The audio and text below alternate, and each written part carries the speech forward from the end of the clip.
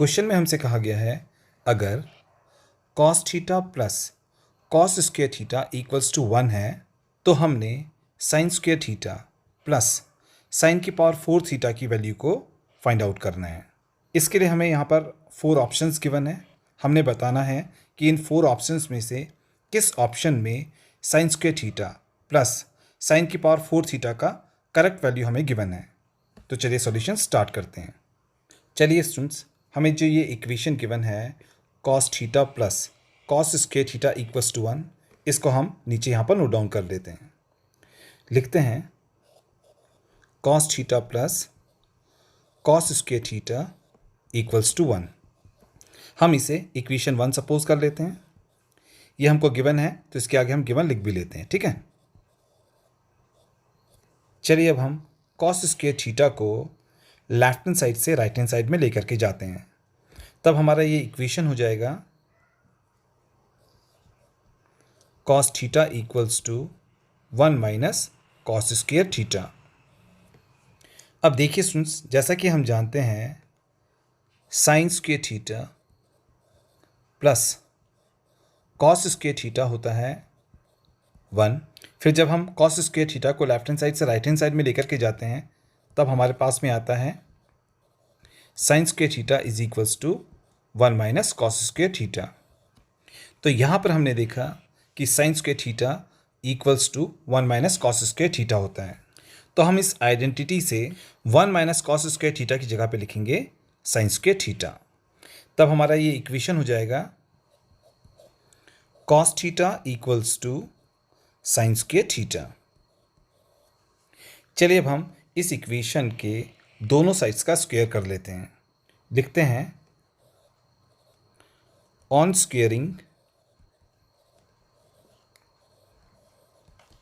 Both sides we gate.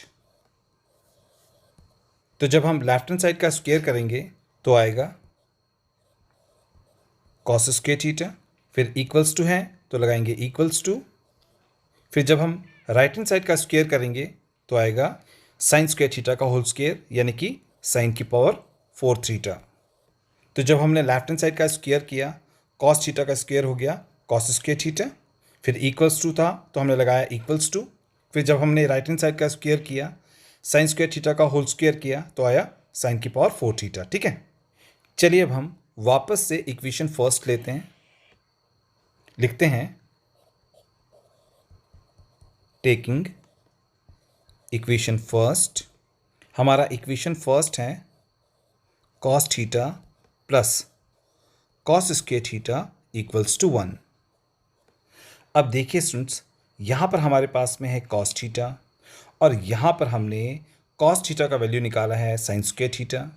चलिए हम इस इक्वेशन को इक्वेशन ए एज्यूम कर लेते हैं। लिखते हैं फ्रॉम इक्वेशन ए। तो हम इक्वेशन ए से cos थीटा की जगह पे लिखेंगे sin स्क्वायर थीटा, फिर आगे प्लस है तो लगाएंगे प्लस। अब देखिए स्टूडेंट्स, यहाँ पर हमारे पास में है cos स्क्वायर थीटा एंड यहाँ पर हमने cos स्क्वायर थीटा का वैल्यू निकाला है sin की पावर 4 थीटा। चलिए हम इस इक्वेशन को इक्वेशन बी सपोज कर लेते हैं। तो हम इस इक्वेशन बी से cos स्क्वायर थीटा की जगह पर लिखेंगे sin की पावर 4 थीटा। तो फ्रॉम इक्वेशन बी हम cos स्क्वायर थीटा की जगह पर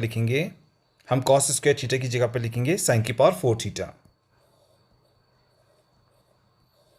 और आगे इक्वल्स टू में है 1 तो हम लिखेंगे इक्वल्स टू 1। तो देखिए स्टूडेंट्स, यहाँ पर हमारे पास में आ गया sin square theta plus sin की पावर 4 थीटा इक्वल्स टू 1। तो यहाँ पर हमने sin square theta plus sin की पावर 4 थीटा का वैल्यू निकाला 1। इस सी ऑप्शन में भी हमको sin square theta plus sin की पावर 4 थीटा का वैल्यू दिया है 1। तो हमारा ये जो सी ऑप्शन है ये करेक्ट ऑप्शन होगा, ठीक है। तो हम लिखेंगे देयरफॉर करेक्ट ऑप्शन